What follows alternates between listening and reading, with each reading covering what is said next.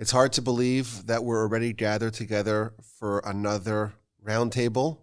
Of course, we have the Festival of Pesach upcoming. It was just a few weeks ago we got together to talk about Purim.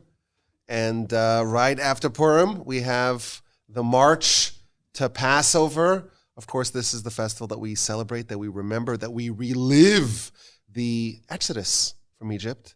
And it's a 7-day, 7+1 day festival.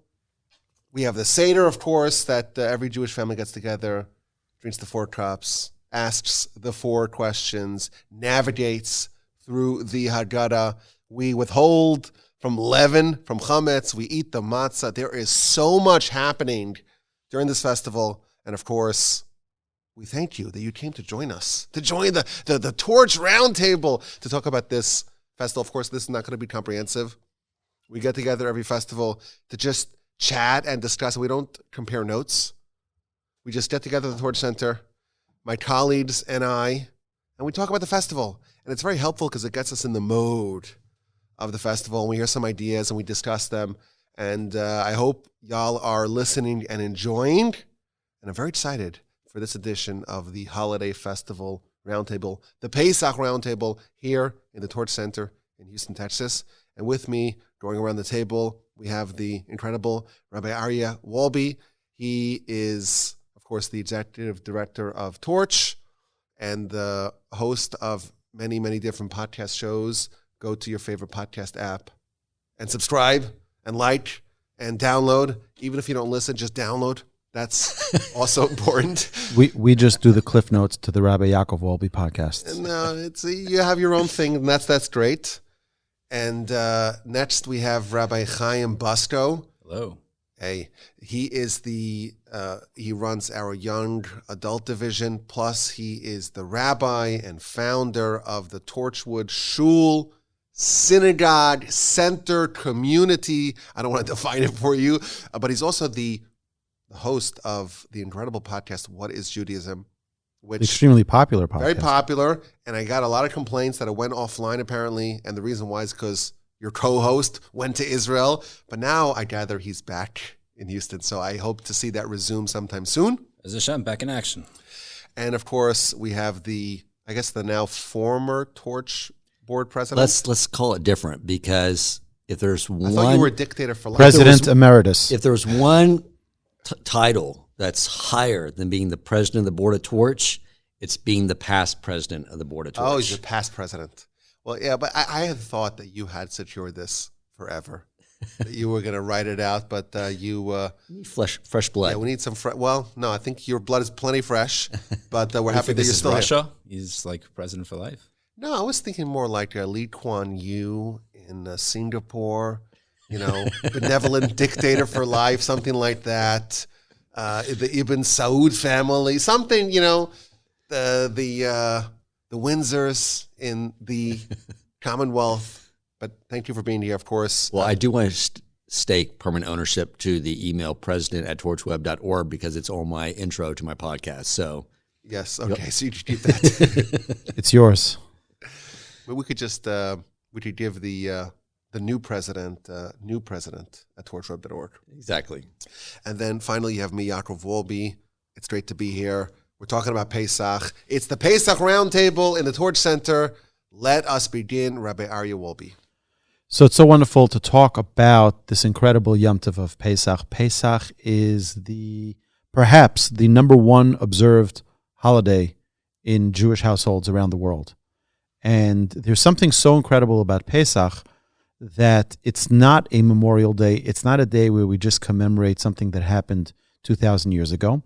But at the end of Magid, the end of the longest part of the Seder, of the Haggadah, we say, B'chol dor v'dor, in every generation, Chayev Adam liros es atzmo ki'ilu hu yatsa mitzrayim. Each person must feel as if he personally had gone out of Egypt. This, I think, is the most incredible part of the entire Seder, of the entire Haggadah. It's not just an evening where we eat fine foods, bitter herbs, matzah, and drink 4 cups of wine. The idea here is so much deeper and so much greater that we need to get to a point where we feel as if it is me, Aryeh Wolbe, who left Egypt on this night of Pesach. I was in Egypt and I was taken out and God split the sea for me, and all of the miracles that transpired there happened to me. And that's not an easy task. I remember my grandfather telling us at the Pesach Seder that he met with Reb Chatzkel Levenstein. And Reb Chatzkel was the icon of emunah, of real clear faith, knowledge of Hashem. And he asked my grandfather toughly, do you believe in Hashem? He says, of course. Do you believe in Yetzias Mitzrayim, in the Exodus from Egypt? He says, yes, of course. He says, you believe that there were 90 donkeys for every Jew that were filled with spoils, with all of the gifts that the Egyptians gave them? You believe that? He says, it's hard to imagine that, but he says, well, that's what you need to believe, because that's what happened. That means get into the mindset. I mean, think of what was going on over there.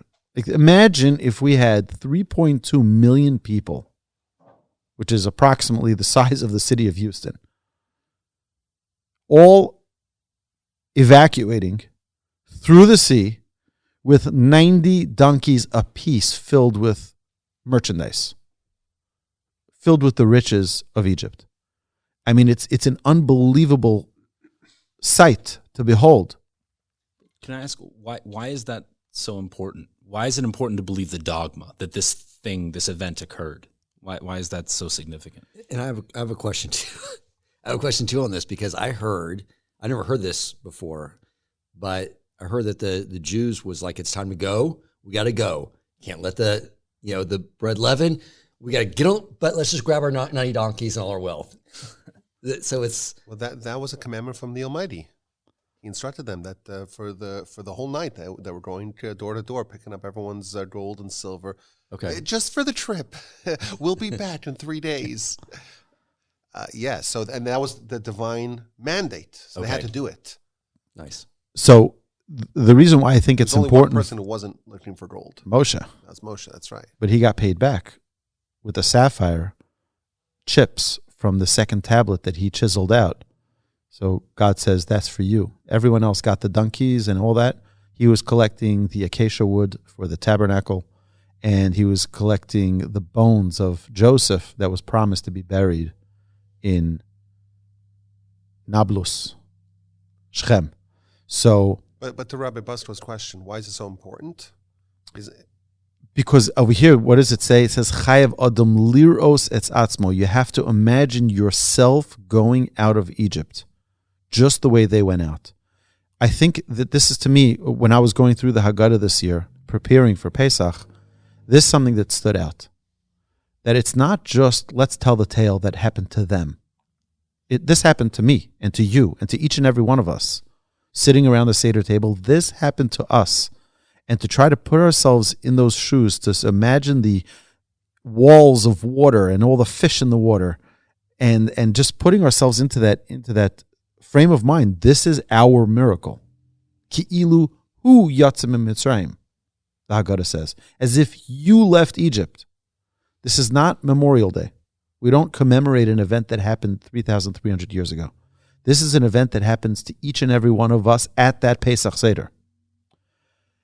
Now, there's many commentaries that explain, you can understand it as being our own little Egypt that we have, our own little exiles that we're dealing with. And, we're all trapped in certain things. Some people are trapped with money, and some people are trapped with their materialism, and some people are trapped with their careers. Fine. And this is a way to break out from our bondage, so to speak.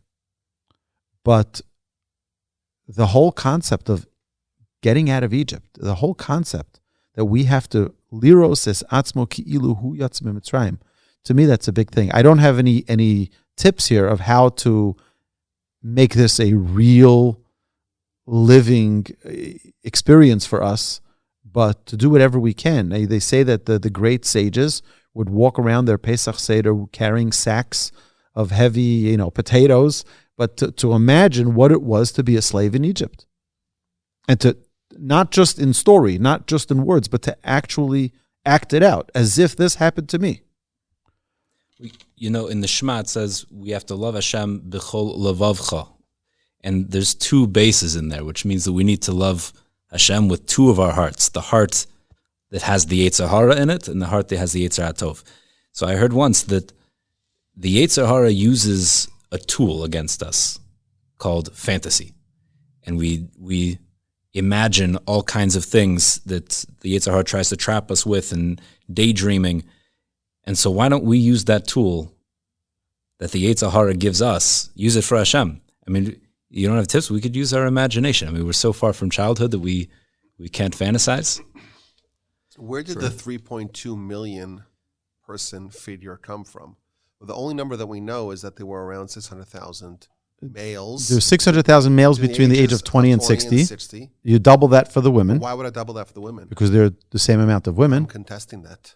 Okay. I'll tell you why. There are more women. I'll tell you why. Because we know that the Torah tells us that the more that they were battered, the more that they were beaten, the more that they were oppressed, that resulted in the proliferation of the populace.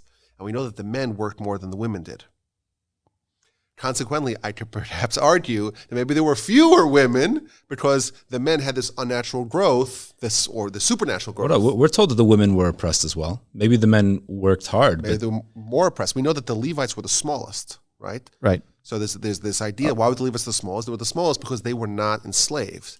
And the more someone's enslaved, the more they grow and proliferate. So maybe there weren't the equivalent number of women.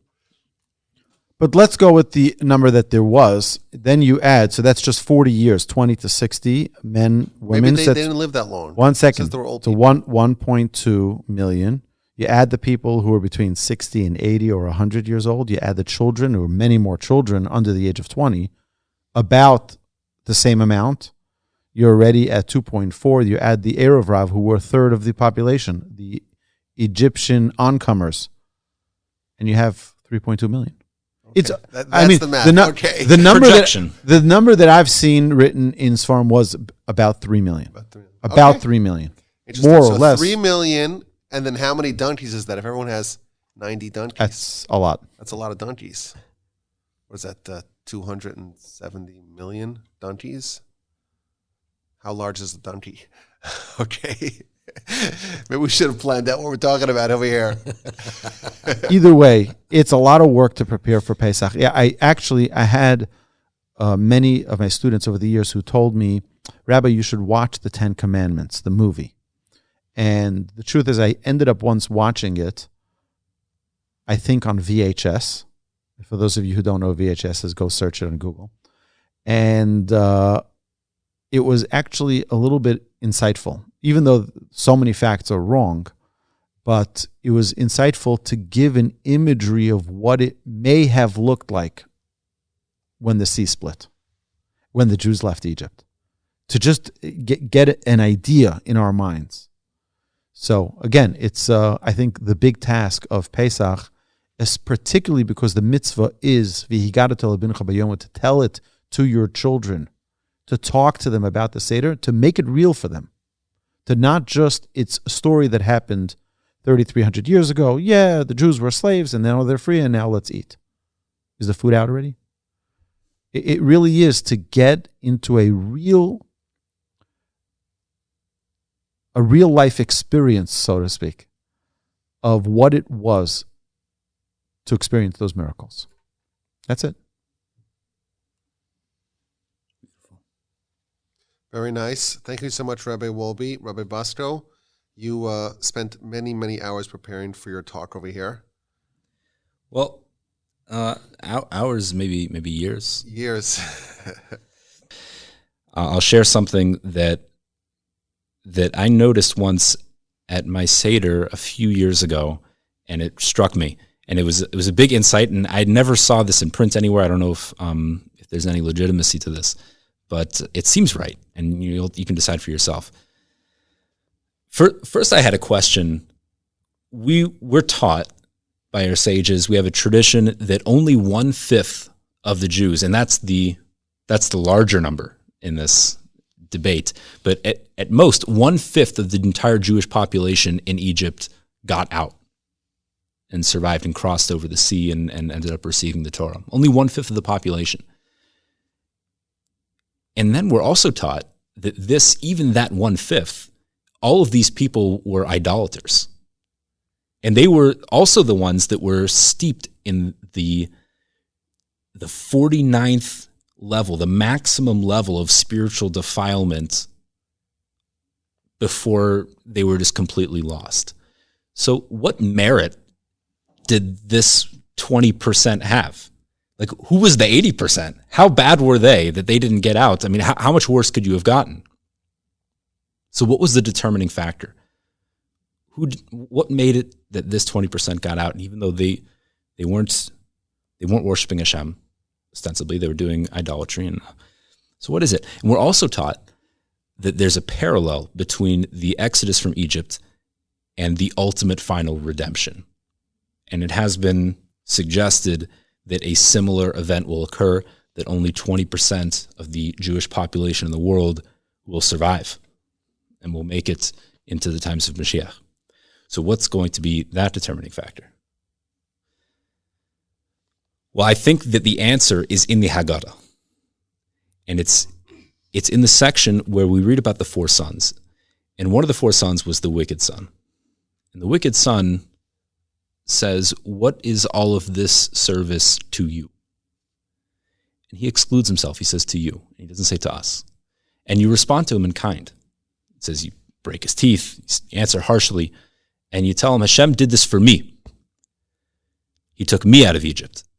And you say it in an exclusive way, implying that had you been there, this wicked person, had you been there, you wouldn't have been saved. You wouldn't have been taken out. So this is the paradigm for the person that didn't make it. He must represent the 80% because he was the one that wouldn't have gotten out. And what made him the Rasha, what made him be the one that didn't get taken out? It's because he excluded himself. He said, "What is all of this service to you?" And he didn't include himself. So he said, "Oh, you're not including yourself? Then you're out." And what comes out is that this 20%, they weren't great righteous people. They were also spiritually defiled. But they had one thing going for them, is that they identified as Jewish. I'm a Jew. And that's it. So what comes out is if you're on the team, you make it. I mean, you might not have a great batting record, but you're on the team. And this is, I imagine anyone listening to this podcast is already there, identifies as Jewish. The fact that you're listening to this is a pretty good indication of that. But if you have family members, if you know anyone that is teetering on this boundary, it seems like this is the answer. I mean, the more we love Hashem and dedicate our lives to revealing Him in the world, that is our mission. But if you're looking for salvation, what's the baseline? What's going to make sure that our family gets to the next level? Just knowing that we're a Jew. Just having that. I mean, if you look at even Dasan and Aviram, 2 classic evil characters in the Bible. And these were Jews. They were terrible to Moshe. They tried to have him killed. They rebelled against him later. They took Korach's side in the great rebellion against Moses. But these people made it out. These 2 made it out, and they, in fact, were told that they even had their own private splitting of the sea for themselves.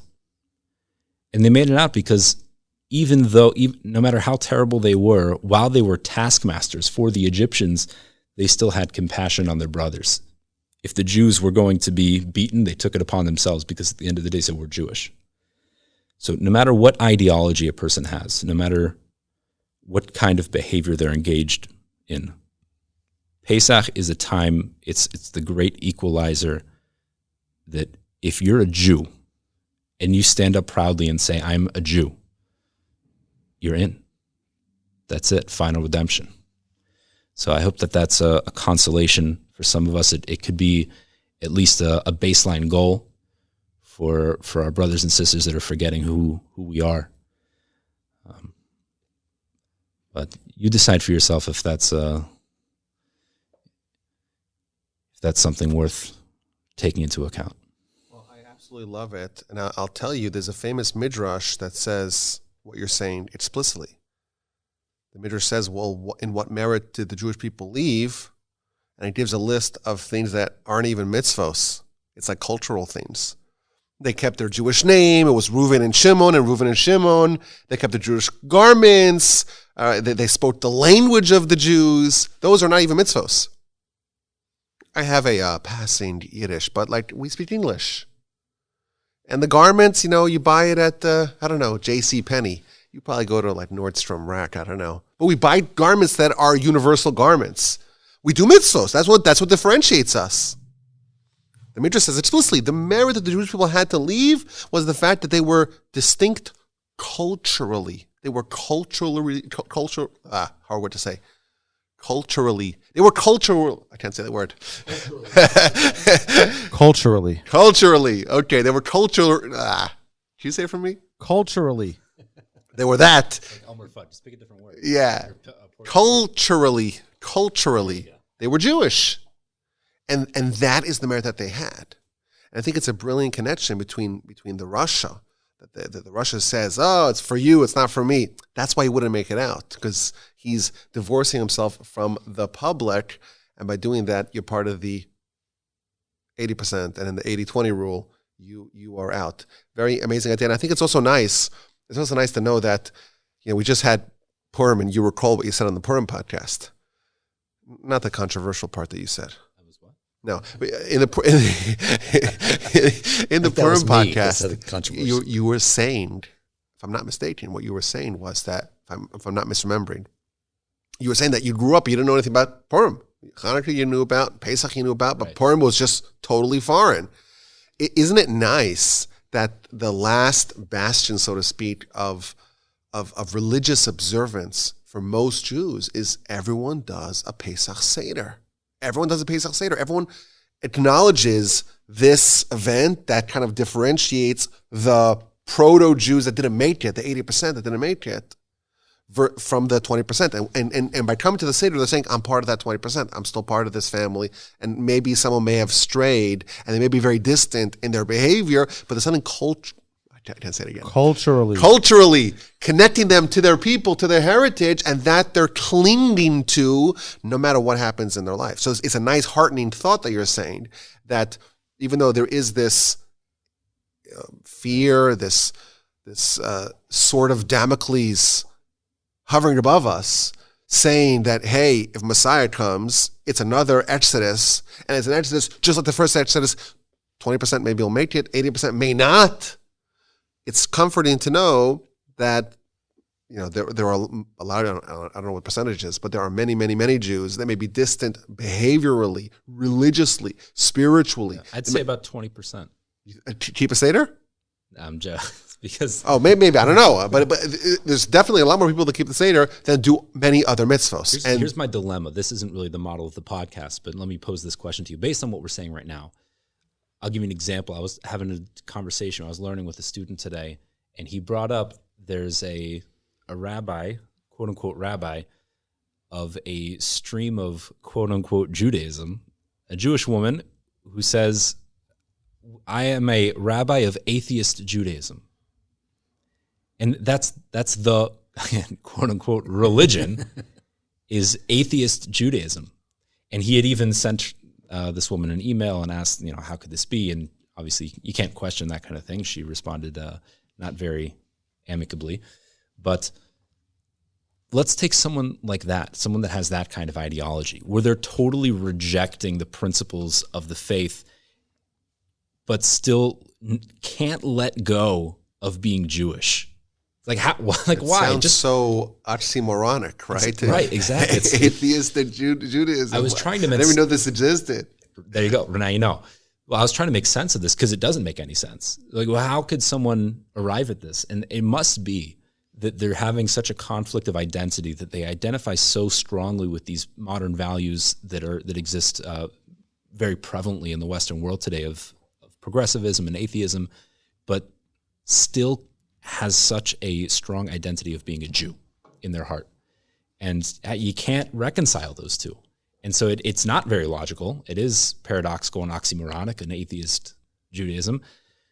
But it seems to me that that's where it's coming from. So the question is, if they're still holding on to that, but they're very adamantly screaming, there is no God, what about that? Well, person? There's the famous midrash that says, God says, if only the Jewish people abandoned me, but they kept the Torah. Because the light of the Torah will bring them back. Well, is that Torah?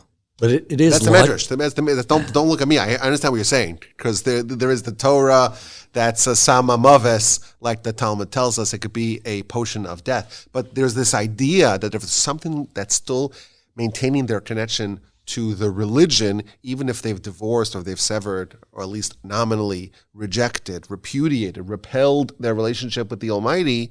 If there's still something that's connecting them, maybe they could still be salvaged, so to speak, to their people. But it's a fantastic insight that you're sharing, and an idea that I never knew that there's such a thing. But look, yeah, it's a good point. I have seen the humanistic, same thing, humanistic Jews, which basically means no God. But it is logical, though, because you do see many Jews who don't believe the Torah is true, which means they believe it was written by men, who lied and wrote those came from God. So therefore, the origin of the Jewish people is a group of liars, and they hold steadfast in their Judaism. This is a different level. But this is believe in God. But same thing. But okay, true. But it is logical. It's totally logical because they have a Jewish neshama, and their intellect hasn't been given the information to reconcile with, at their core, they know, and that's why it is actually a logical way of responding to the world. So they won't be able to explain why they want to eat matzah ball soup and chew matzah because there's no logic behind the matzah, right? but they feel just compelled to do it for reasons that are just they will not let go. They're not conscious of it. Interesting. Yes. Wow. Proud Jew. And I would like to add something to this idea, the 80-20, the 80-20 rule, as we call in business. But what I've read and the way I see it is a little different. It wasn't Hashem saying 20% you made the cut, 80% no. It's not what happened. We just had, he took their neshamas, they died during the 9th plague. They saw all those miracles, or plagues, if you're an Egyptian, right? What they decided to do, the 80%, was they said, look, we have all this newfound wealth. We're living in the most opulent place in the world. They chose not to go. And this is a very powerful idea. Those who left is because they chose. That's it. And what Hashem was saying is, you don't want to go? The whole reason I created the Jewish people is for this moment, is to follow me and to serve me. And so the 80% who didn't want to fulfill their destiny and just sort of sit back and live on the riches of Egypt now and prosperity, they weren't serving any purpose in his world. And I think in every moment in time, that is the deciding quality. Maybe you don't know a lot of Torah, you don't know anything about the mitzvot, maybe you question a lot of things, but when it comes down to it, do you choose to follow Hashem? That is the deciding factor. And if I could give myself a little plug, a couple of months or years ago, the dates blend into themselves. I spoke about this idea on a Parsha podcast. I know that everything I'm saying is something I heard from you in a podcast and I'm regurgitating. No, but you just reminded me. You rejiggered my mind that, they all died in the plague of darkness, which is the 9th plague. We know that there were 10 plagues. How come the Almighty didn't allow them to see the 10th plague? Maybe they would leave then. So I speculated that maybe everyone is given the opportunity to witness the reason for change, the necessity for change, the mandate for change, the imperative to change and to leave, but you're not given everything. You're going to give like 9. You'll see 9. You have a chance to see 9 and that's it. You won't be able to see everything because there has to ultimately be some part of it that's a leap of faith. Once you witness the death of the firstborn at the stroke of midnight, it's already beyond the point of free will. With 9, you could still say that up to 9, it's still something which is, it's pretty remarkable, we would call it miraculous, but there's still wiggle room for the heretic. And what I speculated is that there has to ultimately be some part of you that you're willing to just go into the unknown. As the verse tells us, that you went after God. Bamidbar, in a barren land, Beretz Lo Zoru, a place with no vegetation. There has to be some sort of leap that you made, and you'll be given a lot of nudges and encouragement, and you'll have the clarion call to leave, but you won't have everything that you need.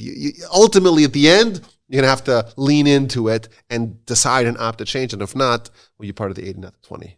Well, it's like any relationship, which Hashem was the whole reason you orchestrate all this, was you have to trust in the other party, especially after they've proven themselves to you that they're reliable and they're dedicated to you.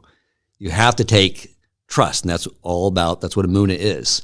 Now, I'm going to go in this way, the way you tell me, and the things I don't understand how they're going to work out, they're going to work out. That's the whole message of Pesach, right?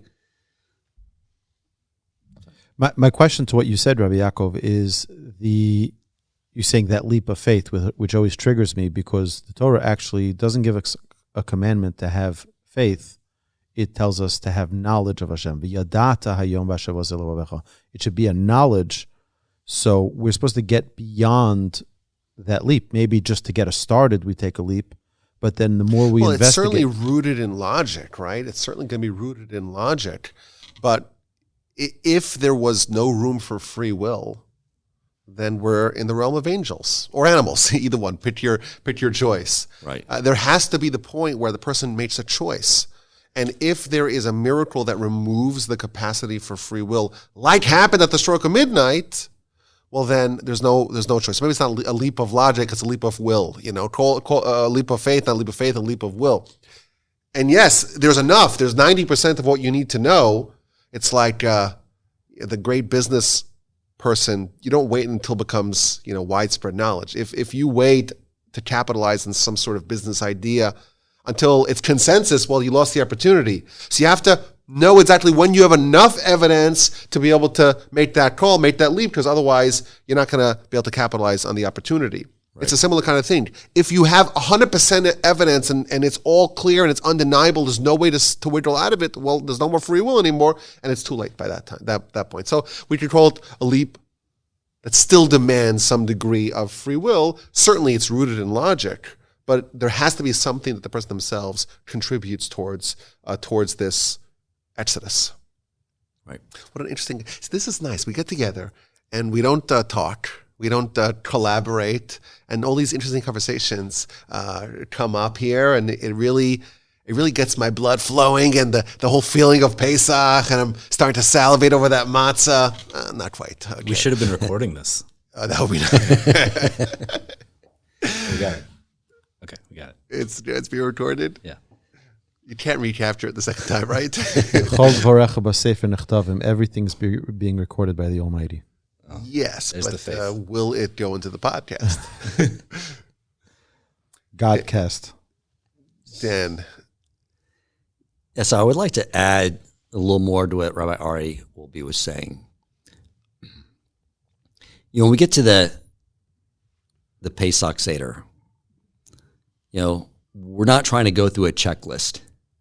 There is something that we're there to accomplish.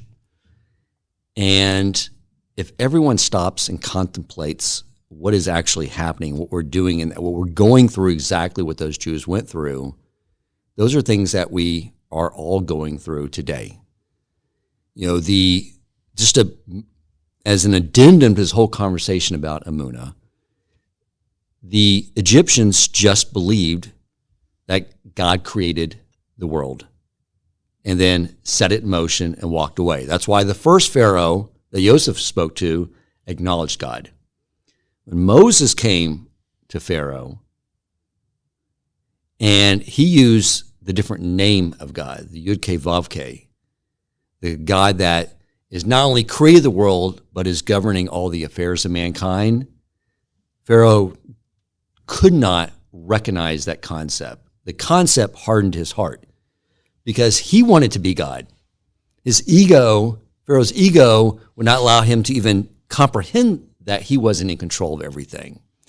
And there's so many of us, and I say all of us, moments in time where we know there's a God, but do we really know this whole idea of Emunah, that he is governing all of our affairs?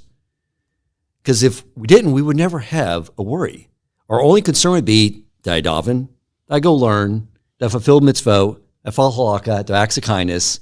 Like concerns about livelihood or health or safety, that would never cross our mind. So we're all sort of oscillating, some of us at much higher levels, but we're all oscillating in some regards. So the idea of the Pesach Seder is to remember that the first thing Hashem did was demonstrate, I control all of nature. And one of the things that Rabbi Wogelinter shared with me, that Rabbi Cutler shared with him, that he heard from a Rebbe, sure it was a Chabad Rebbe, but he said something, you're going to love this, Rabbi Yokov Wolbe. Because I was thinking about like the last line in the Shema. I am Hashem your God, who took you out of the land of Egypt. I am Hashem your God. It is true. A little repetitive. You already said, I am Hashem your God.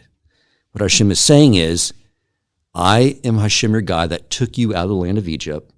That same Hashem that demonstrated all those miracles is the person reading this. I am the same Hashem to you, the one reading this. That is true. That is the mindset. I mean, we say this in the Shema twice a day. We read so much about the Exodus in our Seder. Hashem is wanting us to recognize this because we're all struggling with those same things of thinking that the world around us is controlling our affairs. And you think about really where we're going from that night, where we're trying to catapult ourselves to, is the following Yom Tovim of Pesach is when we were standing at the Sea of Reeds. So the Jews had seen all this stuff, right? And now they're looking at the Sea of Reeds. They're seeing Egyptians coming at them from one angle, wild animals off to this side. According to logic, there's no place to go. Now, Sun Tzu, in The Art of War, what he did was he put his troops in that position and said, you're either going to die or you're going to defeat the Egyptians. Burn the boats. Right, exactly. Cross the Rubicon. God says, no, that's not what you have to do. I'll fight your battles. That's not the Jews' role. He said, you walk that way. And they said, there's water. We can't live. We'll drown. And what he was showing us is that when we have Emunah, there is nothing that we can stand in our way. When we march towards him, following his will, nature becomes subservient to us. And that's the whole message here is we're going to get past those final 2 days of Pesach, and guess what we're going to go back to? Our lives. All these challenges, business and relationships and all these things. And Hashem needs to, once a year, put us back in the same situation, get us to contemplate the fact that the Hashem that took us out of Egypt and controls all nature is your Hashem.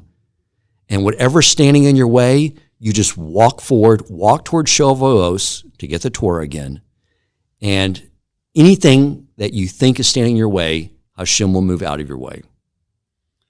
What a beautiful lesson. I hereby nominate you back for the role of president. Great. Congratulations. You earned it. Grover Cleveland. Non-consecutive terms. No, when you said that, it's the same. It's so obvious that it's ridiculously obvious that it's the same Hashem that dealt with Moshe and Avram Avinu and all of these great. That same Hashem is my Hashem today. I mean, it's like obviously true, but my perspective is so pathetic that I haven't considered that, I guess, until, or at least as consciously as I am right now. That was eye-opening. And you think about like where Pesach ends up in the calendar, like after we get past Sukkot, it's sort of like the entire Jewish history is compressed into 1 year for us, right? We get past Sukkot and then we go into exile. First the Greek exile, Hanukkah, where there's revealed miracles. And then we go into the Babylonian exile and we have Purim, where he's wholly hidden, where we are now, right? Total darkness, He's navigating everything, moving things, but we can't see it until the outcome.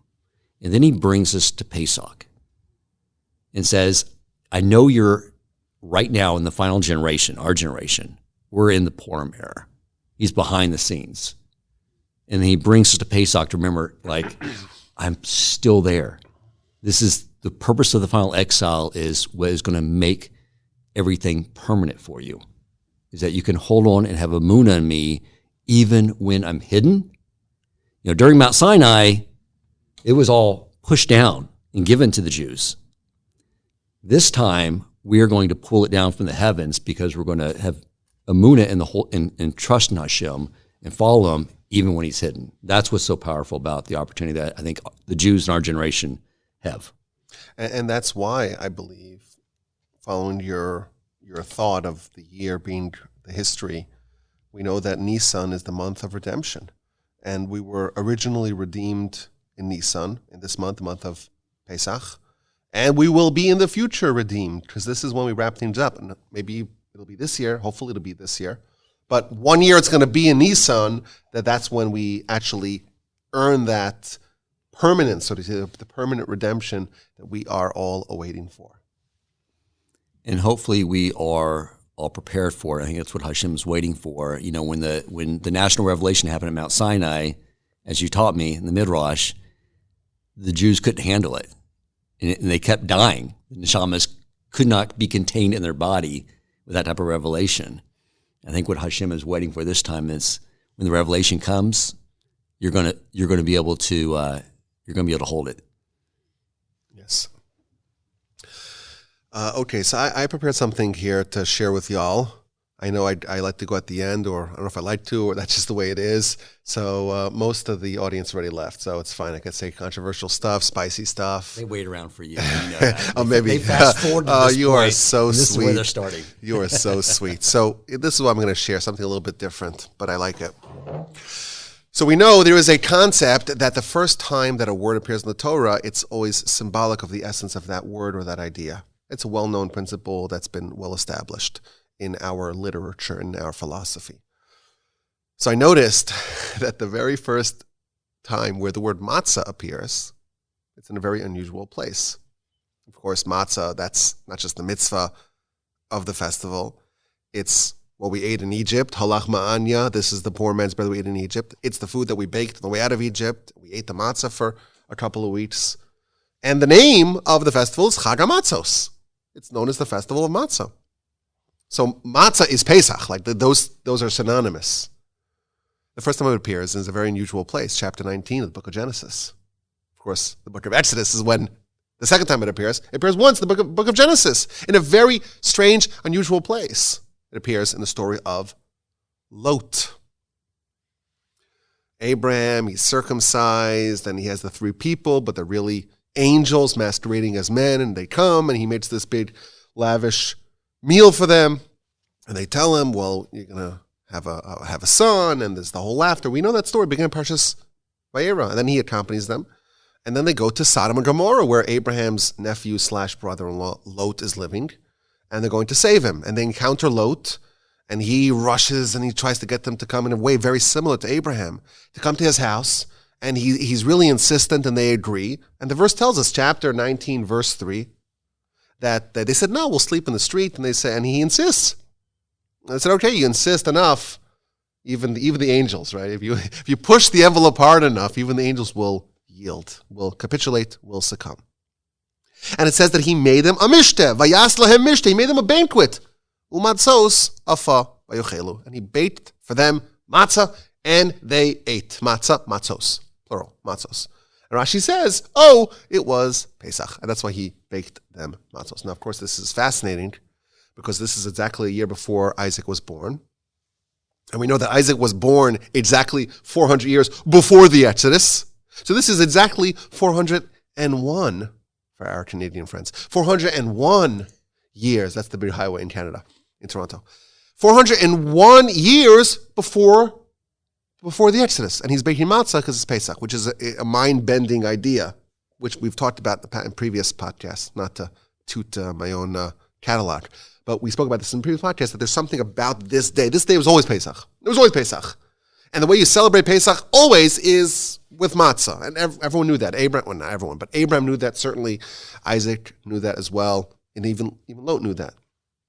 This was the day that's designated for redemption, and thus when the time came, it was brought to full expression with the actual Exodus. But just a fascinating thing, Rashi tells us, according to the Midrash, it was Pesach. Now, interestingly, that same day, these same angels were by Abraham, and the verse tells us that he baked them bread. So I saw someone speculate, well, that was before it was Pesach, and that was already the night, it's not at Pesach. So this event is happening the night of Pesach, the baking matzah. Fascinating. But to me, it's interesting. The very first time where matzah appears, where Pesach appears in the Torah, it's with Lot in Sodom and Gomorrah, with the angels coming, and they're going to destroy that city that night, that same night that Egypt gets destroyed, and the Jewish people flee. Sodom and Gomorrah gets destroyed, and Lot flees with moderate success, shall we say, or checkered success, because his wife turns into a pillar of salt, his daughters survive. We know the story. So isn't it interesting that, Lot, he's the first person who bakes matzah? Isn't that a surprising thing?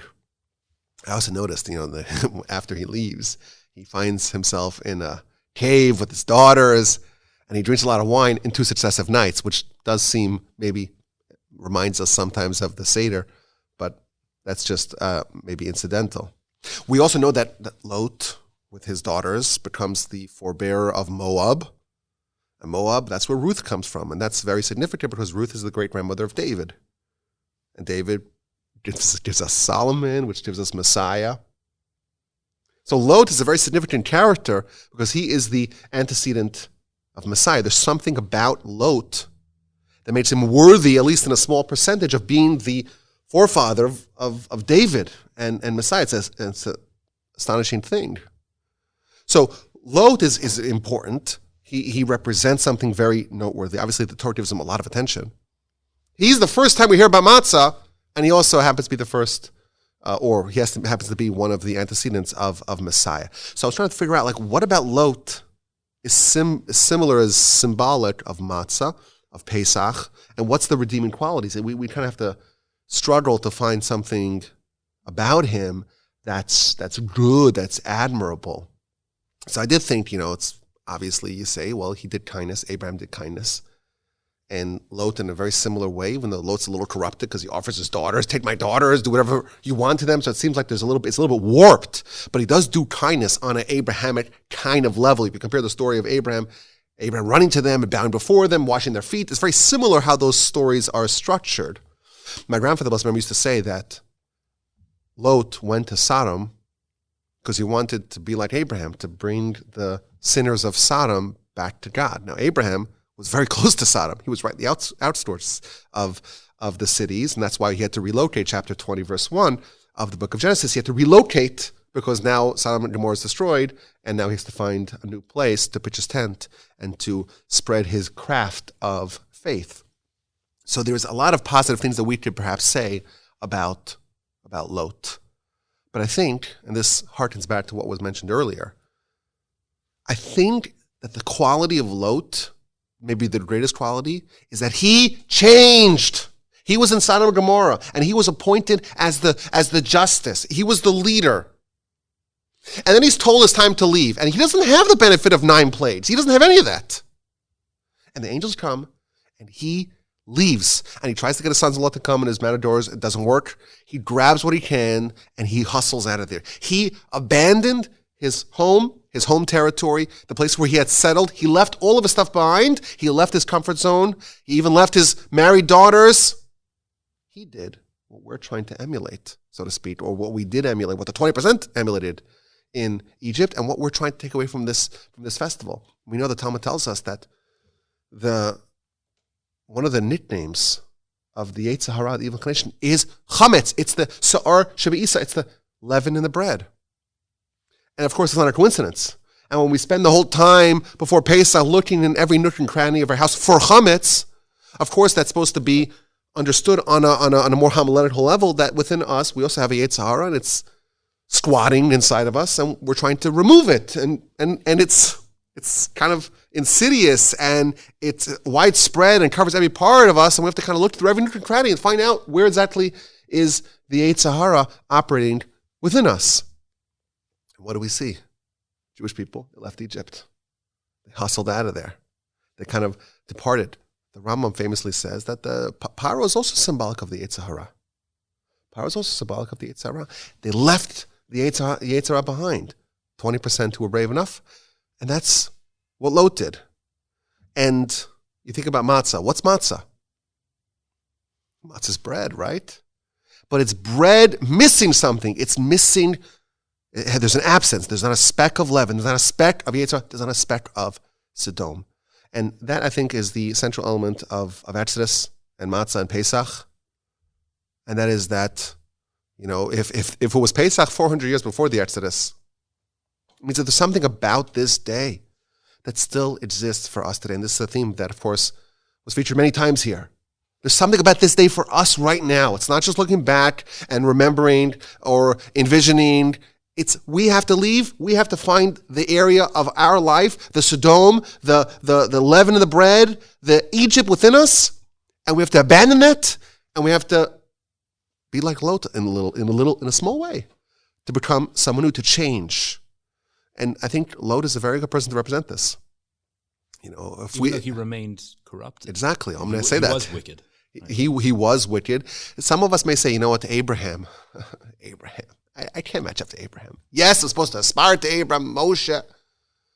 But it's very hard for us to say, we'll be like these great titans. Lot is someone that we could all identify. He's got plenty of flaws. And we can even look at his flaws and say, you know what? Some of his flaws, thank God, I don't have. Mm-hmm. But you know what he did? Even someone like Lot, he had his own exodus. He had his own exodus from Sodom. He left. And that's why, even though if we're not going to be perfect, at least we should be like at least we should be like Lot, to leave something behind. Have Pesach matter to us. Have some lasting takeaway that there's some part of our life. Yes, it's well documented. Lot was flawed after he left. It's well established. But there was some part of Sodom that he left behind, and unlike his wife, he didn't turn around. He maintained that change. And therefore, he's going to be a worthy representative of matzah. Because this is what really we're supposed to do. And you know what? We're not perfect. None of us are like Moshe, like Abraham, not like the giants who ate the manna for 40 years. But you know who didn't eat manna? Lot didn't eat manna. But he did bake matzahs. And we may not be perfect, but there should be some sort of, at least ideally, there should be some sort of change between who we are before Pesach and what we emerge from after Pesach. And you know what? Even Lot, he changed. If Lot did it, we can change as well. We should not have a half-baked matzah or a half-baked Pesach. We should allow the influence of Pesach, the transformation of Pesach, to have some sort of impact upon us, to change in some way. Leave some aspect of your Egypt behind, some aspect of Sodom, of the specks of, some flecks of Yetzer Hara behind.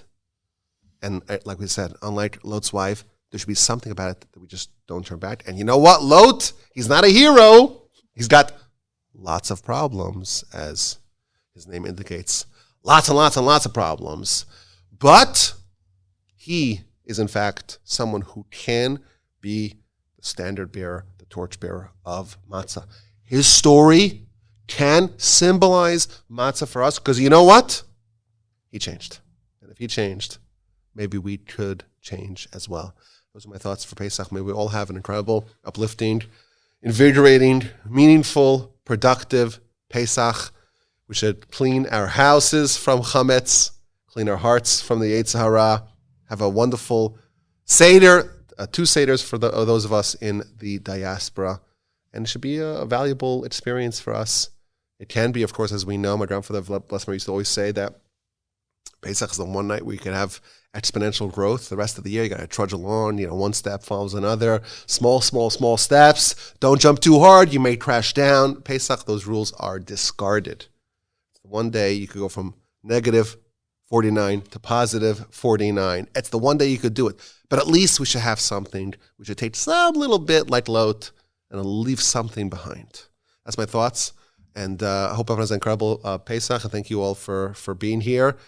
and for joining us for this roundtable. And final thoughts, everyone here? Thank you to all of our listeners, and thank you to all of our rabbis here. Oh, thank you. pleasure. I guess, Dan, you were just given smicha. That's right. What's that? I missed He it. just ordained you as a rabbi. Great. Definitely. So maybe to be rabbi at torchweb.org. Anyhow, my email address is rabbiwalbachima.com. Everyone, please share your email address. And awalby@torchweb.org. The average rabbi at torchweb.org. And still, president at torchweb.org. some things you just don't give up. Maybe we'll get together for Lag BaOmer, maybe Shavuos, if we don't get canceled for this podcast. We'll get together again, love please, that. God. I always love doing this. Shavuos, something, please, God, in the future. I really enjoyed this, and thank you so much. Signing off from the Torch Center, Houston, Texas. Chag Kasher V'Sameach. Happy kosher Pesach, everyone.